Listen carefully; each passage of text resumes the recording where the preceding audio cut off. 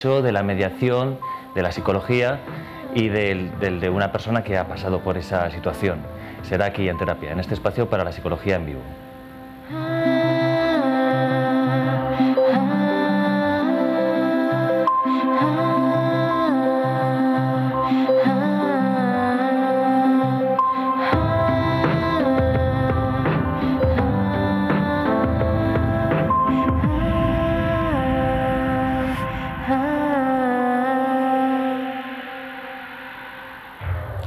Y para hablar de todo ello tenemos aquí a Javier Beltrán, abogado. Buenas noches, Javier. Muy buenas noches, ¿qué tal? Nos has acompañado en otros programas, muchas gracias por venir. Y a la mediadora María Dolores Hernández. Buenas noches. Buenas noches. Bueno, en primer caso querría preguntaros qué es y de dónde es, cuando ocurre un divorcio, qué es lo que se puede hacer.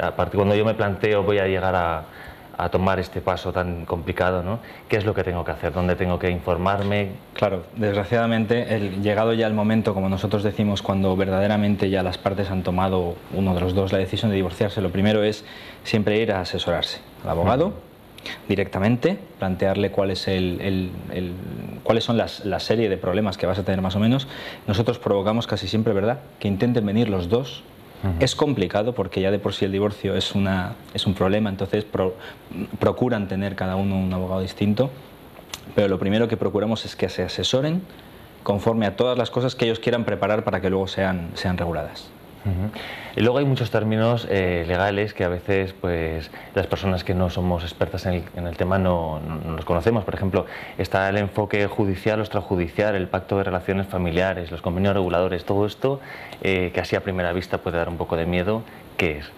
Claro, a ver, antes de la ley que hay ahora, que sabéis que hay una ley, la ley /511 de la Comunidad Valenciana, se llamaba convenio regulador al acuerdo que las partes de mutuo acuerdo establecían para regular pues cuáles eran las condiciones en las que iban a basar las visitas a los niños, la pensión de alimentos que tenía que pagar un progenitor al otro, cuestiones de, por ejemplo, establecimiento del domicilio familiar. Ahora ya se llama, ¿verdad?, lo que ha modificado la ley viene a llamarse es pacto de relaciones familiares.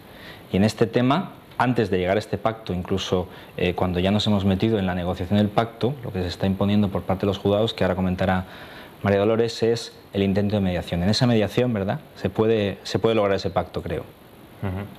Porque sí, la mediación la verdad es que es un tema que muchas veces igual es más desconocido. Es un tema muy desconocido, pero que realmente, precisamente ahora con este pacto de convivencia, es donde tiene más posibilidades de tener éxito.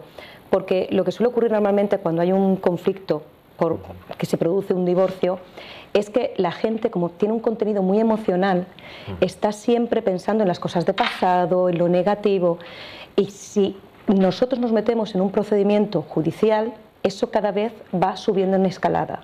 Entonces, en la mediación lo que hacemos normalmente es centrarnos en el presente, en lo positivo, bajar esas emociones, y al bajar todas las emociones restablecemos la comunicación entre las partes y conseguimos que sean ellas mismas las que lleguen a un acuerdo. En el pacto de convivencia que estaba hablando Javier, se llegan a regular ahora aspectos que antes no se regulaban en los convenios reguladores, porque se ven muchísimas más cosas, porque como estamos hablando muchas veces de custodia compartida, en la custodia compartida hay muchos más aspectos que regular que antes, cuando era un padre el que era custodio y el otro era el visitador.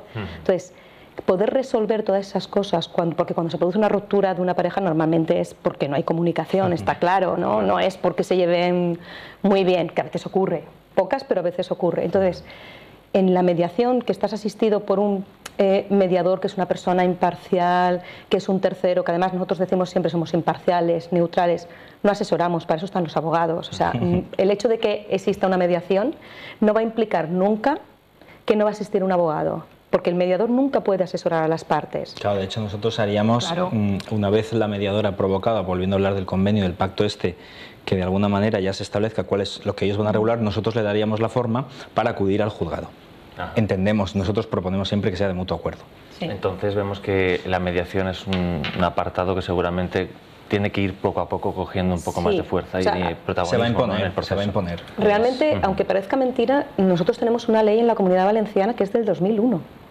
O sea, que no es una cosa, o sea, se está imponiendo porque va a imponer en otros aspectos. Ahora mismo hay una ley a nivel estatal para la mediación civil y mercantil, pero en la Comunidad Valenciana esa ley existe desde 2001 y tenemos un reglamento del 2007, o sea, que es una realidad que ya tiene una experiencia. Y lo que comentabas de lo de la resolución judicial o extrajudicial, ahora mismo tenemos una experiencia muy bonita en los juzgados de Alicante.